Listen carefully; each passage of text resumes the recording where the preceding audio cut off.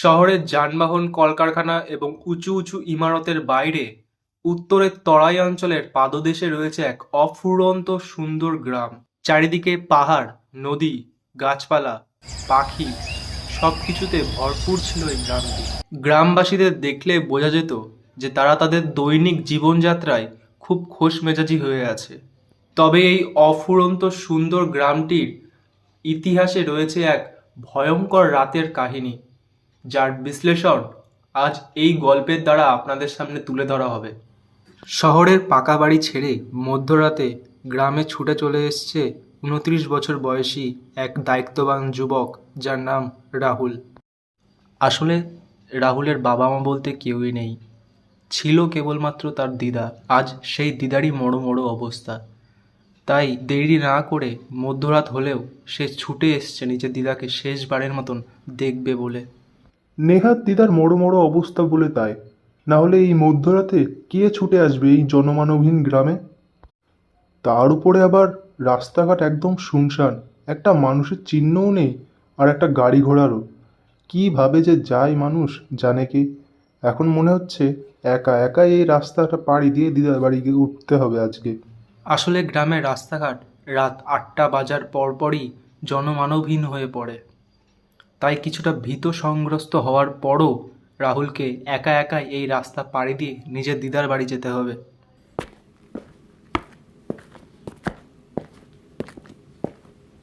কিছু দূর একা একা হাঁটার পর রাহুলের পেছন থেকে এক মহিলার কণ্ঠ ভেসে আসে। বাঁচাও বাঁচাও, কে আছো? বাঁচাও। কে বাঁচাও বাঁচাও বলে চিৎকার করছে? কে? রাহুল ভয়ে ভয়ে পেছন ঘুরে তাকায়, কিন্তু সে কাউকেও দেখতে পায় না। কই, কাউকে তো দেখছি না। কে চিৎকার করলো তাহলে? এরপর সে এক ভয়ঙ্কর চেহারাধারী ডাইনিকে দেখতে পায়। ও, ও মা গো, এ তো দেখি ভূত। রাহুলকে দেখে এইবার ডাইনিটি বলা শুরু করে। আজ অনেক দিন পরে একটা শহরের ছেলেকে হাতে নাতে পেয়েছি। আজ আমি তোর ঘাড় মোটকে খাবো। আমাকে তুমি ছেড়ে দাও। আমি তো তোমার কোনো ক্ষতি করিনি, তাই না? আমাকে তুমি ছেড়ে দাও। এরপর ওই ডাইনিটি রাহুলের গলা টিপে ধরে। রাহুল প্রাণপণে বাঁচার চেষ্টা করে, কিন্তু ডাইনির কবল থেকে নিজেকে ছাড়াতে পারে না। আমাকে তুমি ছেড়ে দাও। আমি তো তোমার কোনো ক্ষতি করিনি, তাই না?